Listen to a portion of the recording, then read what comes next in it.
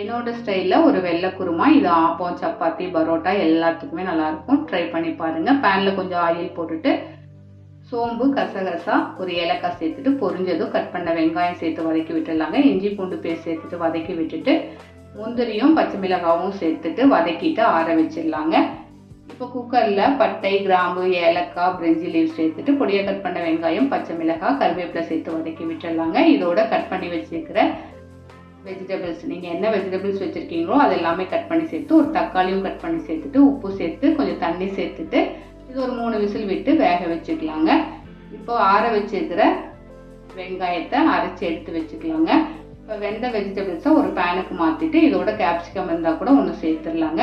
இப்போ அரைச்சி வச்ச விழுதுகள் சேர்த்துட்டு தண்ணி தேவையான அளவு சேர்த்து உப்பு சேர்த்துட்டு ஒரு 10 நிமிஷம் விட்டு நல்ல ஒரு கொதி வந்ததும் மல்லி இலையும் மேத்தியும் தூவிடலாம். அவ்வளோதான். ட்ரை பண்ணி பாருங்கள். தேங்க்ஸ் ஃபார் வாட்சிங்.